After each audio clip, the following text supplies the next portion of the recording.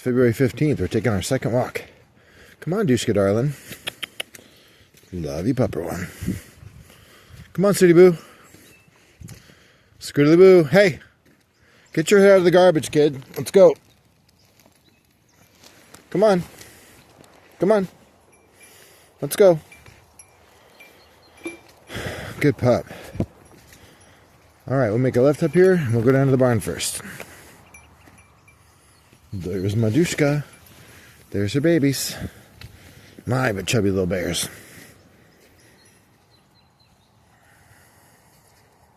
Good boy, Sooty.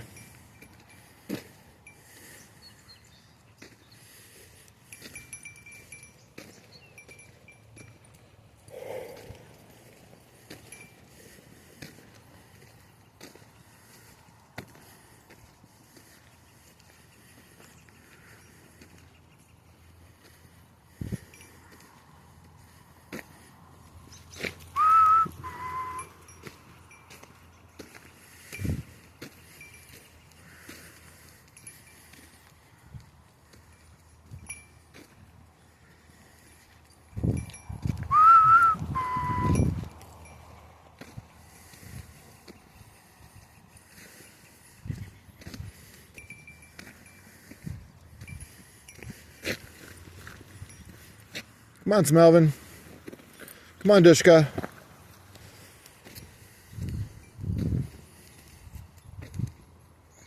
Good boy, Sooty. You're right up here where you're supposed to be. Not walking on the leash and making a problem.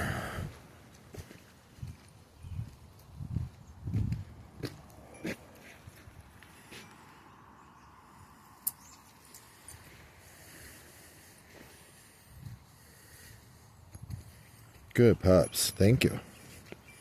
Don't drink out the mud puddle. I'll give you all the water you need.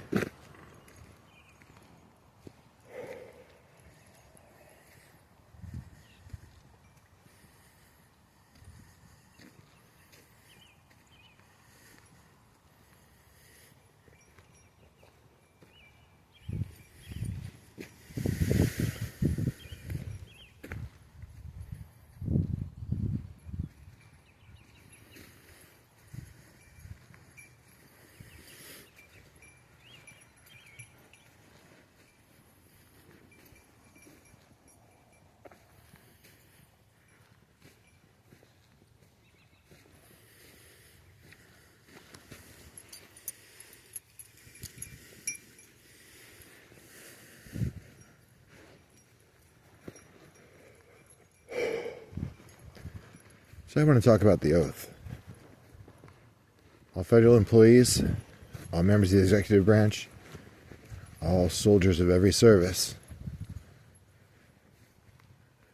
and all new citizens of the country all take the same oath. The oath says that we will support and defend the Constitution of the United States of America against all enemies, foreign and domestic. What does that mean? Well, it means that we won't assist any enemy of America. We won't assist in tearing it down verbally or trying to hatch plots against it. Come on, Dushka.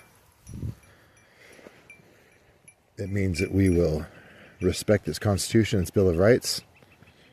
We will cooperate with whatever the lawful and constitutional duties of the government are. And that we will defeat any foreign invader and any domestic subversion or terrorism. Sudiev, come on. What does that really look like? Well, America's enemies, foreign and domestic, are a wide range of groups. We have transnational criminal organizations like drug cartels, and one could argue corporations that choose not to follow the laws and Constitution of the United States. We have foreign terrorist organizations everywhere from liberation movements for other countries, separatist movements for countries or even groups and tribes of people. We have religious movements that seek to supplant our Constitution and its religious neutrality by creating religious councils and laws within the United States that are not our own. We have non-governmental organizations like the United Nations, and we have conglomerations of scientists that wish to misrepresent the truth. Then we have actual invaders and disloyal citizens, what Teddy Roosevelt referred to as hyphenated Americans. Everybody comes from somewhere, and that's perfectly fine. Very few of us can claim to be native, and even the people who do aren't really native in the sense of, when the world was new, just since, before recorded history. Because even their ancestors killed somebody to take this land. There's always been competition for resources, competition for hunting, competition for space. That's not new. But what is new is we now have philosophical movements that are kind of poisonous, burning garbage too.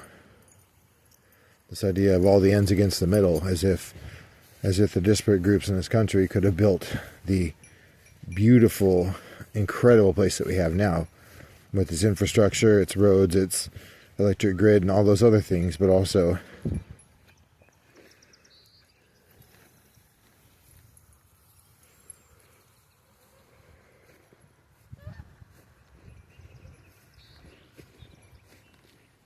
this idea that the people who don't have anything here are somehow less than and have been victimized and not been able to come up. And while it's true that as time has gone on, after 50 or 100 years or so, we got to have entrenched oligarchs, and we had a situation where you really could influence elections with money, which goes on to this day, 150 years in.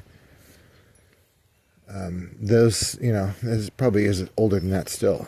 But of all the places in the world, there is no one where the caste system is more fluid, where a person has more chance to go from a broke nobody to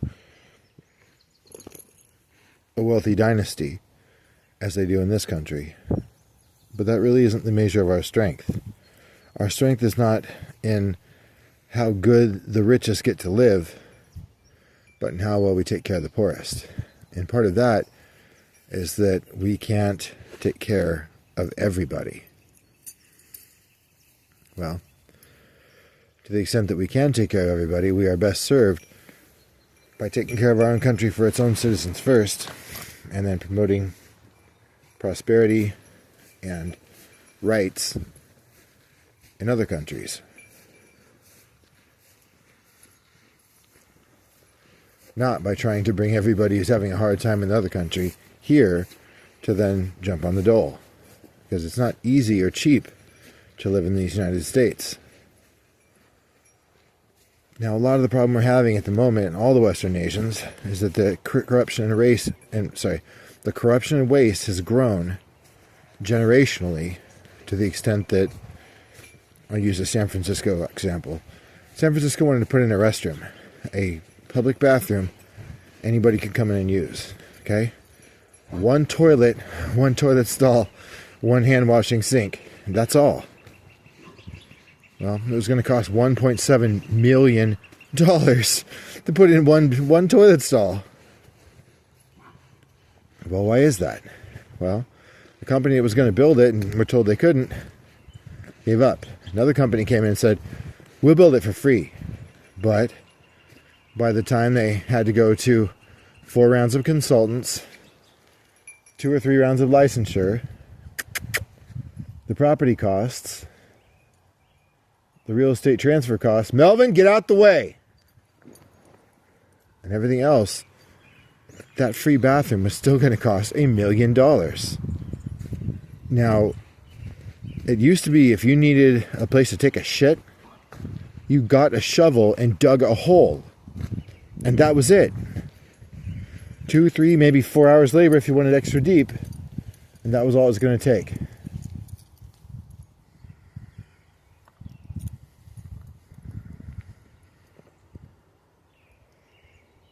How have we gone from I can create a toilet with a shovel and half a day's work to $1 million if everything is donated. Well, waste. That's how. If taxation is theft, this is a level of organized crime that you just wouldn't expect to see in a civilized country. But that's where things are at. The level of inflation from taxation and waste and all the various pile-on bullshit bureaucracy is so absolutely intense that you can't afford to give your house to your kids. That's the case in Japan. It's the case in America. It's the case in all the Western countries. Now it's to the point where Britain is trying to steal generational farmland, where it's going to be impossible to hand anything down to your kids because the government expects it all.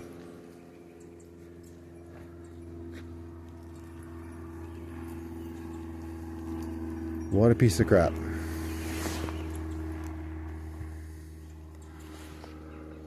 Oh, in case anybody wonders, the flight floor for flying over a habited area is 500 feet. So if a pilot flies under that, take a picture and have their license suspended. Anyway, moving along.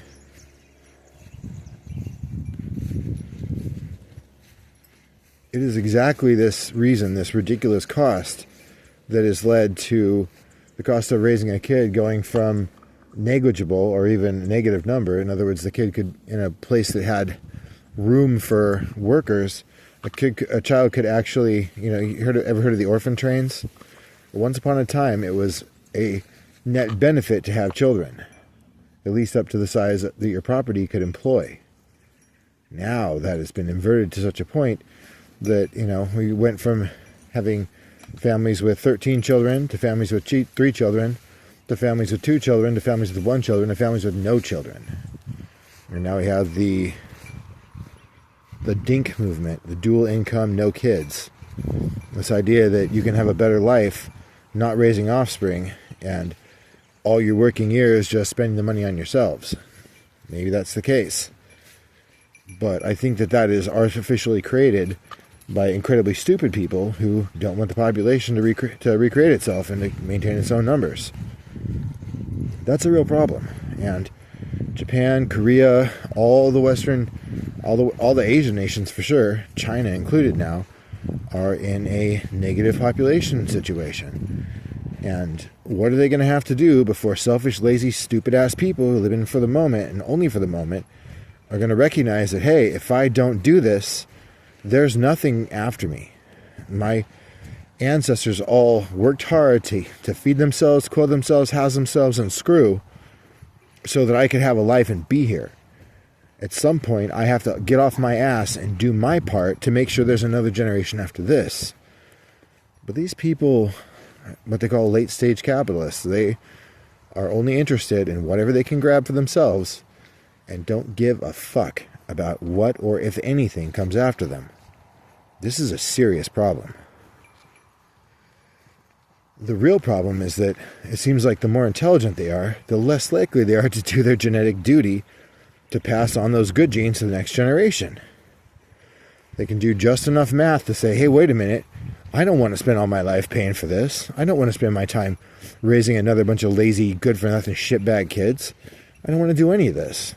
I better just mind my own business, have a girlfriend or no girlfriend, send my money to some OnlyFans whore who can't afford to get along on her limited smarts or, has to capitalize on her body while she still has one.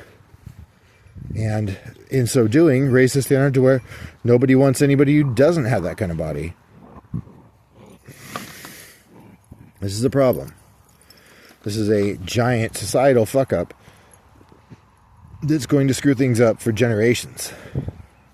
When we look at endangered species, we talk about loss of genetic diversity. Well, that's a thing. And it may end up being a thing amongst humans, or at least amongst smart humans. That's scary, because what good DNA we have, what good genetics we have for people who are strong, who are durable, and who are intelligent, or even who have mental abilities that you wouldn't quite describe as intelligence. we're not going to have them very long if the only people who breed are trailer rats, are people who are so stupid they don't care, and who haven't got the brains to pull out or put a rubber on.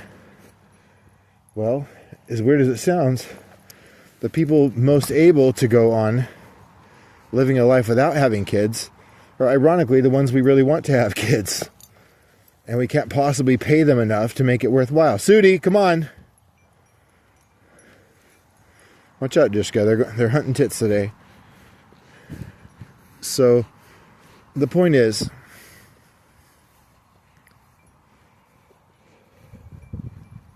what's the line from Fight Club? I wanted to put a bullet in the brain of every panda bear too stupid to screw to save its species. It's not just panda bears, kids. It's us too. Unless we want to be replaced by third world dumbasses and watch society as we know it crumble, watch science as we know it crumble, watch infrastructure fall to pieces into nothing.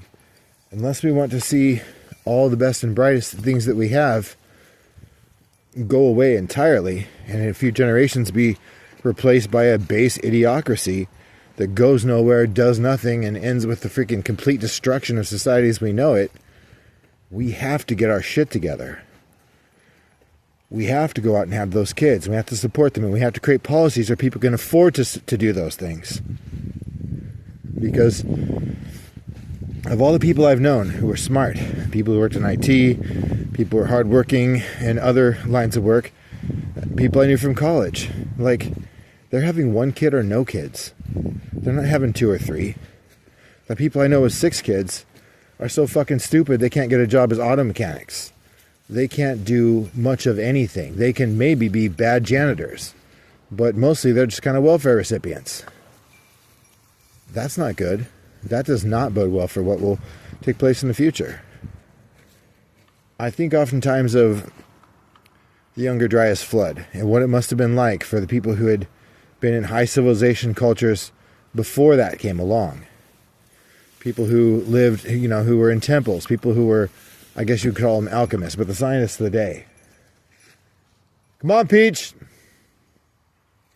I think about what must have happened to them and whether they were willing in reduced circumstances to do what was required to repopulate and to bring about the continuation of society, and how awful it must have seemed to them to go from having everything to living on essentially a world that was just a literal ball of mud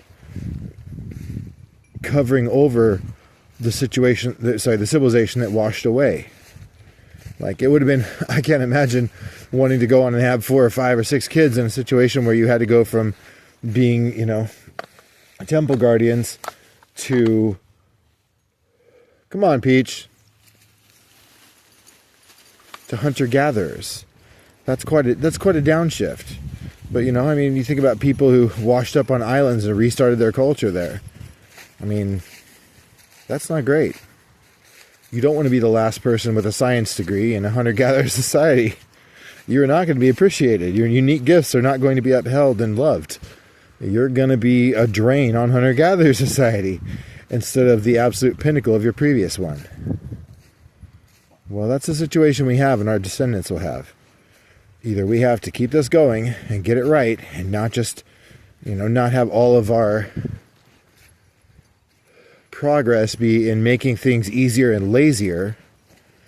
We're going to have to think about how to go down the generations and make it better and brighter and more useful and more regenerative. Anyway, I don't know if any of that's going to happen. But I'll say this. If the only people we have breeding are the dumbest creeps ever to be born, it's hard to imagine our society is going to be anything but an utter shit show. It's hard to imagine there will be a civilization left. I don't believe in supremacy of one race over another, but I believe in not dumbing the entire thing down with bad education taught by stupid fucking activists, fake news passed along by more stupid fucking activists, and bad science that has the outcomes determined before the research begins. And I'm just not sure what's going to be required to convince the people who are bright enough to make good children that are not fucked up, that are strong as well as smart and smart as well as strong. I'm not sure what's going to be required to allow them to continue. Whether it's going to be a reduction of death taxes to the point that family infrastructure can be passed on, like in the case of my family and of farms, or whether it's going to be some kind of a major turnaround in the educational system, because right now it seems like the people who want to be educators are pretty much just obnoxious fucking cheerleaders. They can get through, 5th grade math okay, but they want to spend half the time trying to turn people into obnoxious fucking activists pulling for some shitty globalist agenda. And, man, what's the point? What is the fucking point of that? Well, anyway, I expected this to go about 5 minutes, and we've gone 20, so let's go ahead and cut it here. We're on the road home. My obnoxious little puppers are trying to fight the leash again because they don't know any better. And my well-meaning and hard-working grown-up mastiffs are doing what they always do, despite the fact some little shit keeps yanking on the leashes and making them stop every fucking 2 minutes. Appreciate you listening. I don't know if any of these problems can be solved, but having an eye on them from time to time probably isn't going to hurt anything. Alright, Wefix Bayonets out.